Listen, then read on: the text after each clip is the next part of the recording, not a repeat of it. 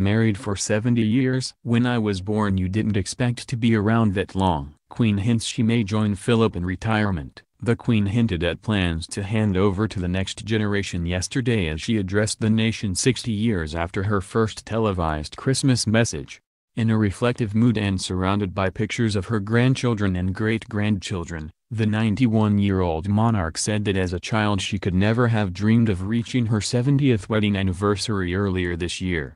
She said the idea of a platinum anniversary had not been invented then, adding, "When I was born, you weren't expected to be around that long." The Queen, who is now the longest-reigning monarch in British history, made a point of saying that even Prince Philip, 96, who announced his retirement from public life earlier this year, has decided to start taking it easy.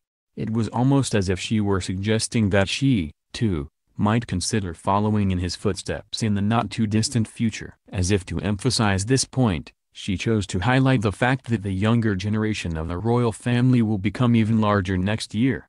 Prince Harry is due to marry his fiancée, Meghan Markle, and the Duke and Duchess of Cambridge are expecting their third child. Speaking in her pre-recorded Christmas address from Buckingham Palace, the Queen said, "Even Prince Philip has decided it's time to slow down a little, having, as he economically put it, done his bit.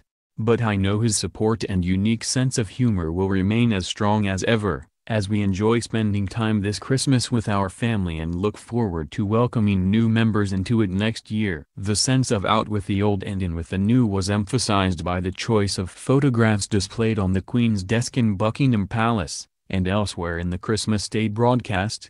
They included a photograph of the Queen and Philip taken to mark their 70th wedding anniversary in November, and a black-and-white photograph of the couple on their wedding day in 1947. There was also a photograph of Prince George released in July to mark his 4th birthday, and a picture of Princess Charlotte taken by the Duchess of Cambridge on her 2nd birthday. Viewers also saw a photograph of Harry and Meghan at the Kensington Palace photo call to announce their engagement last month, and a photograph of Prince Charles and the Duchess of Cornwall taken at Clarence House. Yesterday's broadcast came 65 years after the Queen made her inaugural address to the nation, which was originally broadcast on the radio. It began with a black-and-white clip of her first televised address in 1957 before flicking back to the present day. The Queen joked about how the presenter has evolved somewhat along with the technology used to broadcast her words. "Back then, who could have imagined that people would one day be watching this on laptops and mobile phones?" she said. "But I'm also struck by something that hasn't changed. That, whatever the technology, many of you will be watching this at home. We think of our homes as places of warmth, familiarity and love, of shared stories and memories, which is perhaps why at this time of year so many return to where they grew up. There is a timeless simplicity to the pull of home." As she gave her address, the Queen was wearing a dress in ivory white buckle threaded throughout with silk ribbon, embroidered with gold, silver and ivory spots and embellished with Swarovski crystals, by Angela Kelly.